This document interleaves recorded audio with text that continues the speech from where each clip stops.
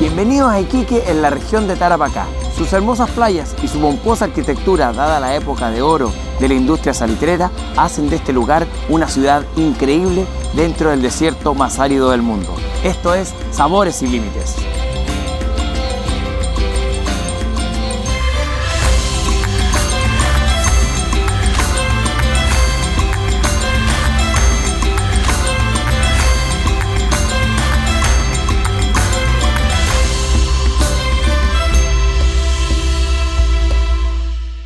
A mi espalda está la fábrica de uno de los dulces tradicionales de acá de Iquique, que mezcla la tradición de su familia creadora cantonesa con los insumos del norte grande.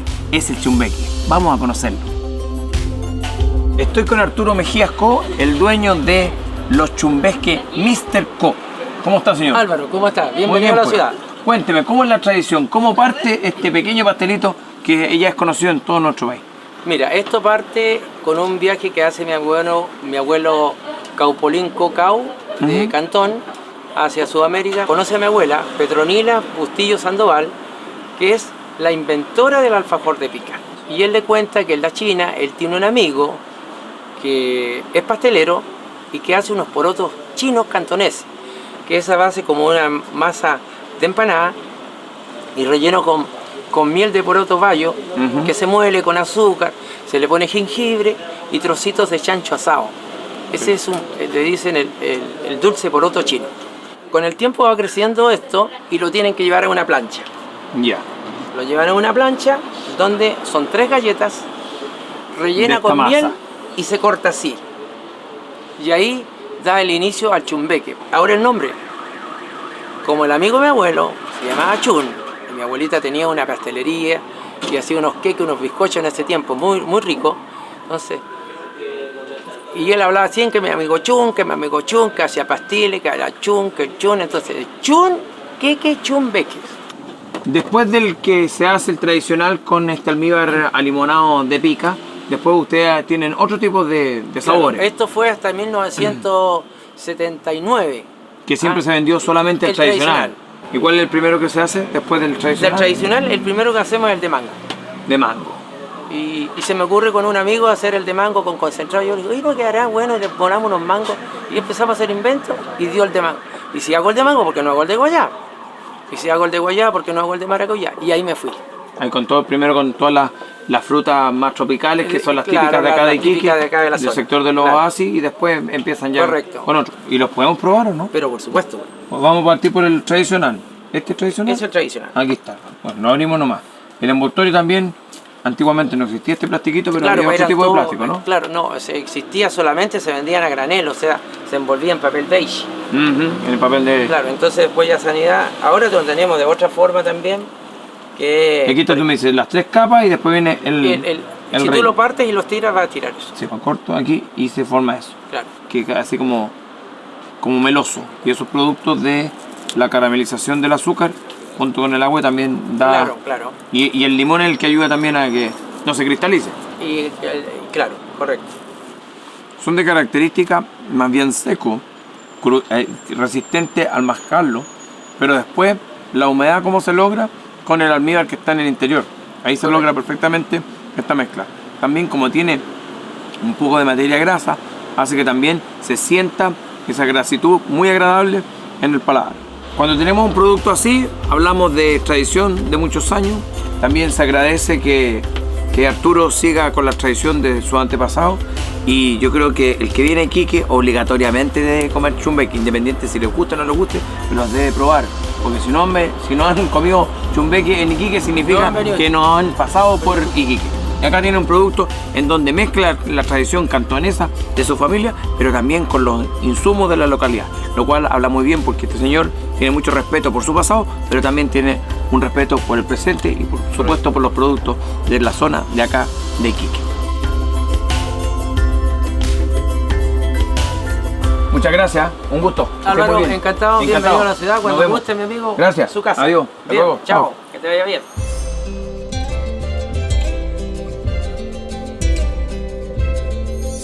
Estoy a 21 kilómetros de la ciudad de Iquique, específicamente en la Caleta Los Verdes, y voy a preparar una cabrilla frita con salsa huacatay. La cabrilla es un pez de roca con una carne muy firme y sabrosa, que mezclado con productos y hierbas típicas del norte grande de Chile, formará una receta maravillosa a orillas del mar.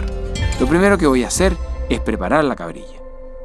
Entonces lo que vamos a hacer es cortarlo más o menos por esta parte. Vamos a sacrificar un poquito de cola para que nos pueda caber dentro de nuestra sartén con aceite caliente. Aquí vamos a cortar algunas pocas espinas. Ahí. Estas espinas se sacan solamente por un tema de seguridad a la hora de comerla. Vamos a cortar esta también un poquito la aleta. Un poquito. Cortamos esta otra aleta también. Ahí está. Vamos a hacer un corte aquí a nivel de piel. Otro corte acá. Otro corte aquí. Y detrás de la aleta otro corte. Ahí ya tenemos 1, 2, 3, 4 cortes. Después lo que vamos a hacer, vamos a girarlo. Y acá vamos a hacer otro cortecito aquí. Otro corte acá. Y otro corte acá. Entonces, ¿qué pasa? Que a la hora de freír, esto se va a empezar a abrir.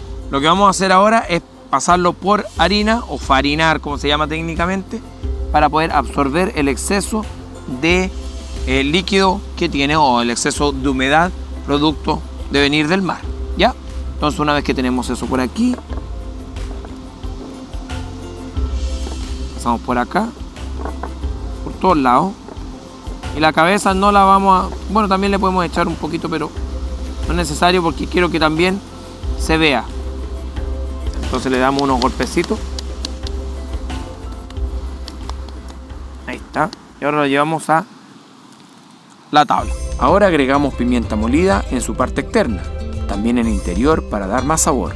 Introducimos orégano en los cortes que hicimos. Agregamos sal, preocupándonos de eliminar el exceso. Y la llevamos a la sartén para freírla. Ahora prepararemos la salsa de huacatay. Para eso necesitamos un mortero, unos ajos, 2 dientes de ajo grandes. Vamos a aplastar para poder pelarlos. Ahí. Si los pelamos rápidamente, ahí está, la pelamos bien aquí. Vamos a sacar esta parte de atrás que siempre es donde está la raíz y es un poco más dura que el resto del diente de ajo. Vamos a hacer un cortecito acá, otro corte acá, para poder machacarlo. Ahí. Vamos a agregar un poquito de sal.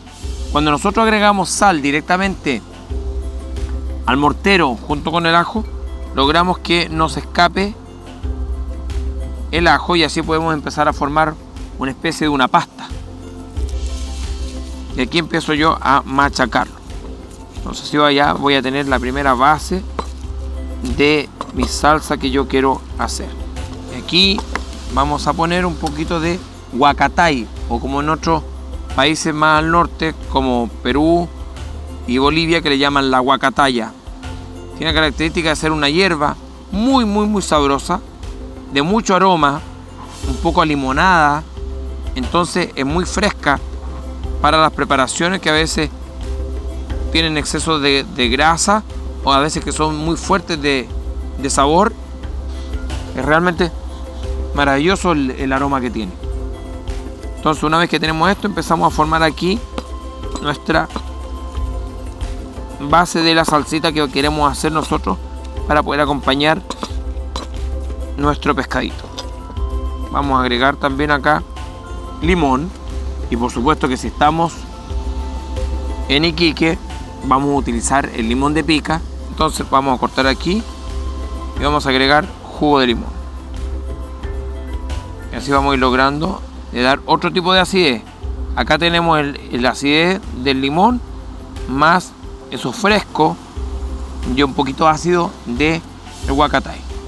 Una vez bien molido esto, ya vamos a tener la base de nuestra salsa de huacatay.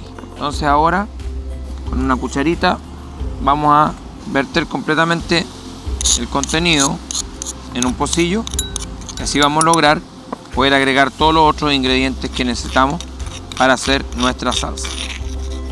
Y después vamos a utilizar otro producto que se llama el rocoto.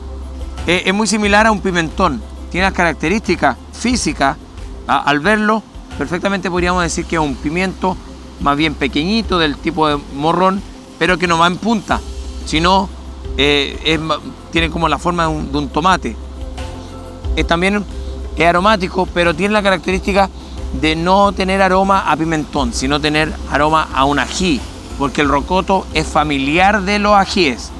Es muy picante, entonces hay que tratar de no abusar de la cantidad que nosotros vamos a utilizar. Entonces voy a ocupar aquí unas tiritas. Lo hago en el cuchillo pequeño para poder ser un poco más preciso. Ahora uno está acostumbrado a utilizar cuchillo grande, así que vamos a ocupar acá el cuchillo de medio golpe y aquí vamos a cortar pequeños cubitos de rocoto para poder agregarlo a nuestra salsa de huacatay. Y aquí empezamos a mezclar, y acá ustedes se pueden ir dando cuenta que también un plato que se jacta de ser sabroso debe tener incorporación de varios colores. Entonces, una vez que tenemos eso, le vamos a agregar también ralladura de limón de pica. Vamos a lograr tener también otro tipo de acidez en donde están todos los aceites esenciales que tiene el limón. Entonces queda muy sabroso. Y voy a terminar con más aceite de oliva para convertirlo en la salsa que va a dar mucho sabor a mi cabrilla frita y a la ensalada de tomate con cebolla y con caigua que voy a hacer a continuación. Comenzamos nuestra ensalada cortando una cebolla en pluma y un tomate en cacos. Y ahora yo les voy a presentar un producto que en el norte es muy conocido, pero que en el resto del país no tanto, y es la caigua. La caigua tiene este fruto que está acá. No es necesario pelarla, se consume mucho acá en el sector del norte porque es bastante fresca y tiene un sabor muy agradable. Vamos a cortarlo aquí a lo largo. ¿Para qué? Para que ustedes puedan ver cómo es el interior de una caigua. Lo particular de la caigua es que tiene una cáscara muy delgada que no se puede pelar y también tiene muy poquita parte comestible. También sus semillas son bastante diferentes, ya que son como una especie de una pasa o como una especie de un trocito de tronco de cualquier árbol que vienen adheridas a esta pieza que está aquí, que esta es la que hay que retirar porque es bastante dura.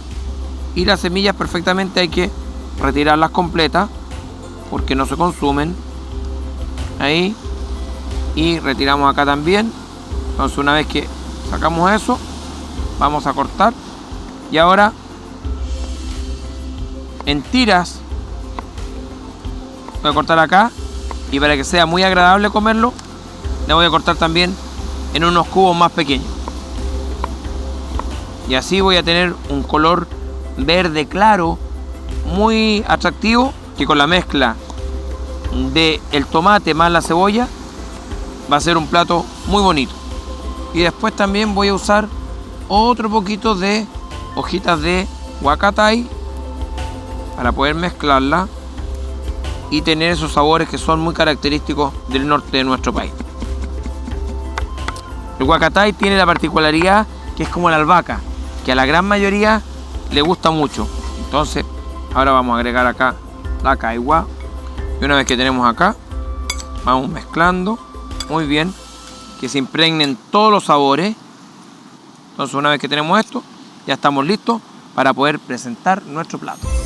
Tenemos lista nuestra cabrilla frita, agregamos la ensalada que acabamos de preparar y la salsa de huacatay sobre nuestro pescado.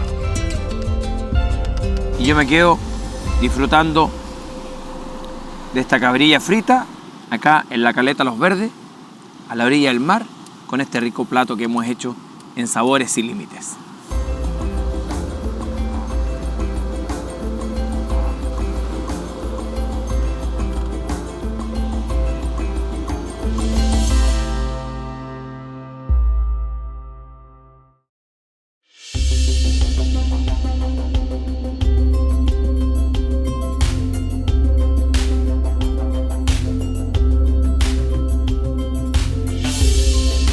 Estoy en la pulpería de Humberstone con una amiga que es Ana Rivera y que nos va a contar un poco de la historia de esta pulpería. Cuénteme, ¿cómo funcionaba Hola, acá? mucho gusto.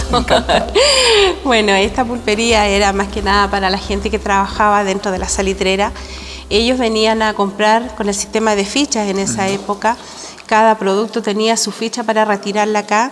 Y al salir ellos exigían que afuera de la pulpería hubiera una medida, una pesa para comprobar el producto que le estaban entregando. Porque lamentablemente parece que los engañaban. Exactamente, eran engañados por el mismo jefe en esa época y les daban menos cantidad de lo que ellos compraban y eran por las peleas los sucesos sociales que subieron en esa época, que ocurrió la matanza de la Santa María, porque ellos exigían prácticamente que se les diera lo que ellos estaban pagando, justo. Claro. ¿Cuál era específicamente la alimentación de un obrero del salitre? Bueno, ellos tenían que comer muy bien durante el día porque ellos trabajaban a mano alzada, como se le dice, con un mazo de 12,5 kilos que ellos tenían que partir el caliche en plena pampa. Entonces ellos tenían que comer un jarro de cocho que le llamaban, un trozo de carne con huevo, o puede ser un plato de poroto con un trozo de carne. Cereal.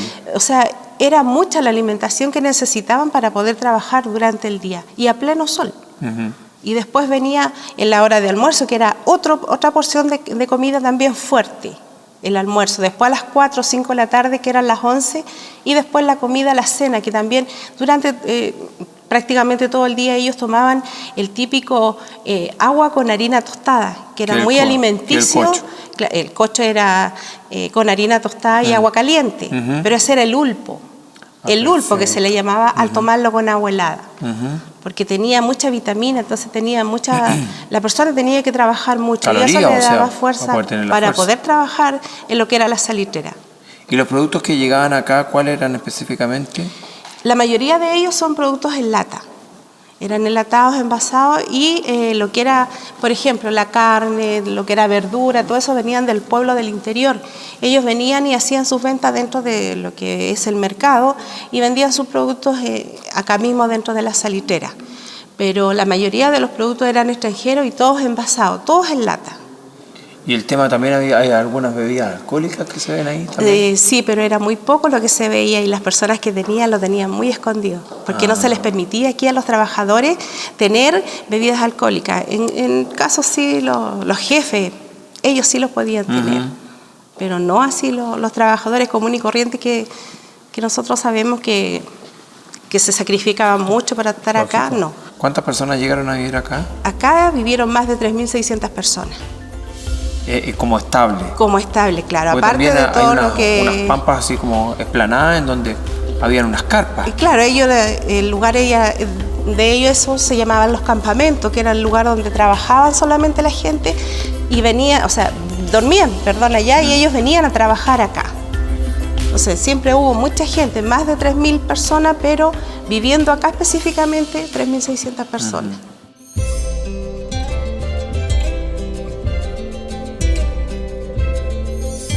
Estoy específicamente en la plaza de Humberstone, a mi espalda está el mercado y voy a hacer una sopa de vacuno con cocho. Esta receta está inspirada en los trabajadores salitreros del norte de Chile, mezclando productos que nos llevan a recordar preparaciones antiguas muy ricas en proteínas. Lo primero que voy a hacer es preparar el sofrito. Vamos a cortar una cebolla en pluma. Tenemos ya que se está calentando la olla para poder poner un poquito de aceite y así poder hacer nuestra sopa. Vamos a poner un poquito de aceite. Si suena, significa que ya el aceite está listo. Vamos a poner la cebolla y la vamos a revolver. Que quede bien dorada. Después voy a agregar un diente de ajo que vamos a aplastar acá, sacándole la cáscara para poder dar más sabor a mi sopa. Específicamente esta es una sopa que es como la base que tienen todas las cazuelas, pero la diferencia es que nosotros le vamos a agregar un producto que se consumía mucho en La Pampa y específicamente en todas las oficinas salitreras, que era el cocho. El cocho es como el ulpo, como se conoce en el resto de Chile, que es harina tostada con un poco de azúcar y agua. Al estar cocinando aquí yo no estoy solo, sino también hay muchas personas que están alrededor, porque antiguamente fue una oficina salitrera, pero hoy día, para poder recordar lo que fue el boom del salitre, hoy día es un museo al aire libre en donde perfectamente pueden visitarlo todos los días en horario de museo y pueden ver todas las instalaciones acá en la oficina. Agregamos un poco de pimienta, muy poquita, y después vamos a pelar una zanahoria, que voy a recibir la basura para no contaminar, ya que este es un lugar, un patrimonio de la humanidad.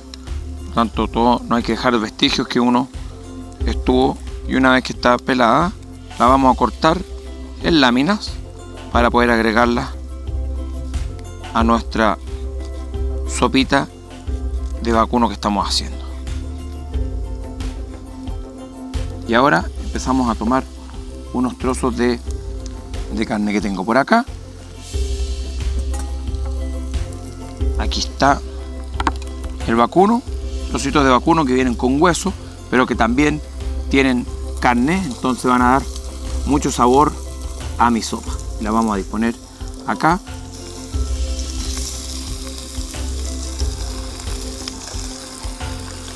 Ahí está.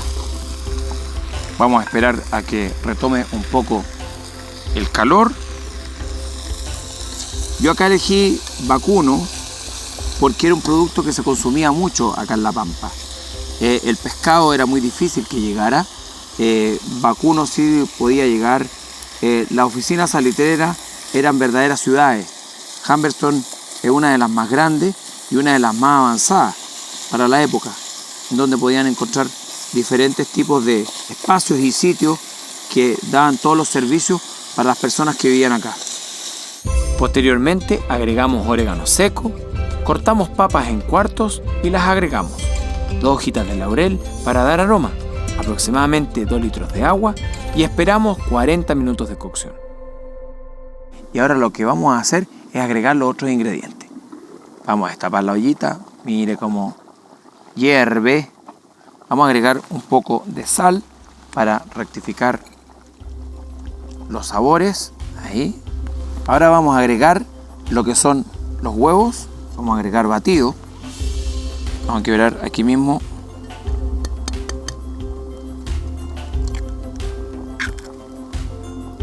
Un huevo y un segundo huevo para hacer de esta sopa mucho más calórica y consistente como se hacía en la época. Lo vamos a batir con un tenedor. Rompemos aquí los huevitos y ahora lo vamos a agregar. Eso, completamente. Ahí. ¿Qué va a pasar? Se empieza a coagular rápidamente la yema con la clara y ya va dando consistencia a nuestra sopita. Aquí, ya que tenemos el huevo coagulado dentro de la sopa, lo que vamos a agregar es la harina tostada, pero la vamos a disolver con la ayuda de un cucharón. Vamos a poner un poquito de caldo en la misma harina tostada.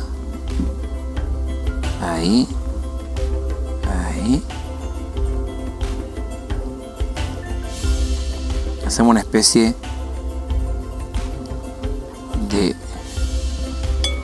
pulpo, vamos mezclando, y esto es lo que se le llama el cocho. Lo que hago es primero disolver un poco la harina tostada, después la empiezo a agregar a mi sopa y empiezo a disolverla. Ahí está. Empezamos a agregar de a poquitito la harina tostada para que se vaya cocinando y así logramos tener un plato muy calórico con mucha energía, ya que era necesario en la época poder dar esas calorías a todos los obreros que trabajaban acá. Y ahora vamos directamente a lo que es el montaje de nuestro plato. Servimos con el cucharón la sopa y las papas. Agregamos una pieza de carne de vacuno y huacatay picado finamente. Y ahora lo vamos a probar para ver cómo quedó nuestra sopita de vacuno. Se siente el sabor de una típica cazuela, pero también en la harina tostada hace esa mezcla exquisita para este plato muy reponedor como lo comían los calicheros. Yo me quedo disfrutando aquí en la salitrera de Humberstone.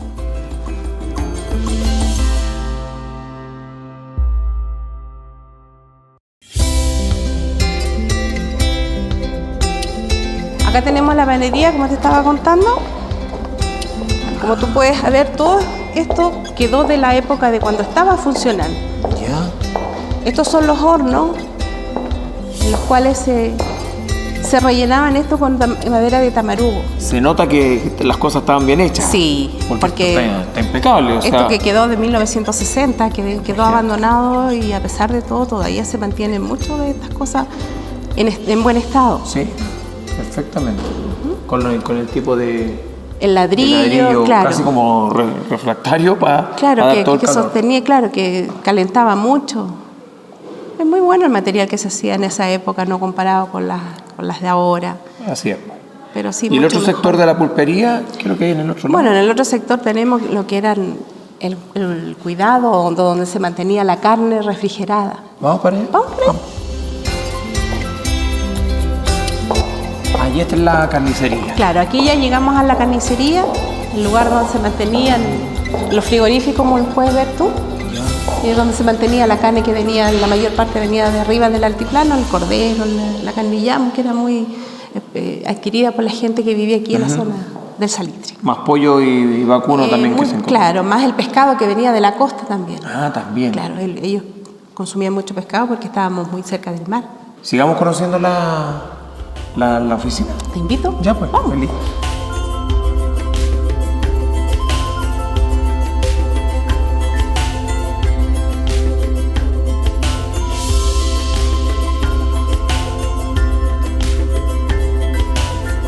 Y esta casa está habilitada. Claro, esta está habilitada ¿Cómo como era era la la época cuando estaban viviendo acá los ¿A quién obreros. pertenecía esta casa? Estos eran de los obreros casados.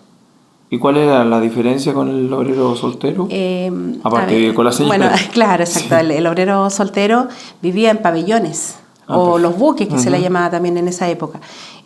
Acá no, acá vivían con los hijos, la familia completa. Claro, aquí ya llegamos a la cocina, que era el lugar, tenían que vivir ellos un poco apretaditos, pero aquí puedes ver y darte cuenta cómo ellos tenían que mantenerse. El horno, la cocina, El horno y con su cocina. horno, claro, todos los utensilios Hecha que se completamente usaban. de ladrillo. Toda Abajo completa. unas patas de Fierro, metal, no, era de lo mismo, de la lo misma material. Y acá una especie de tipo de refrigerador. De refrigerador, claro, donde ellos tenían que mantener sus productos para que no se les echara a Que de perder. madera Con calamina, que se le llamaba en esa época. y lo cargaban con el hielo que se vende en la pulpería. En la pulpería, claro. Ah, Así es era. por eso que es cuadrado. Exacto. Ah, Ellos ahí vendían está. los cubos de hielo cuadraditos cortados. Y ahí están las loncheras también como donde se Esa llevaba era la que llevaba, claro, las comida. comidas, la que llevaban ellos para el trabajo. Sigamos recorriendo.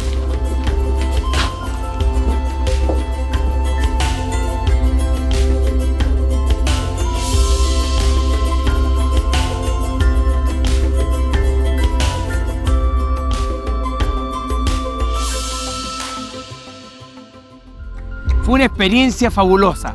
Iquique realmente es un lugar paradisíaco, con una gastronomía que viene directamente del mar y una tradición histórica que aún vive. Yo seguiré disfrutando de la oficina salitrera de Humberstone.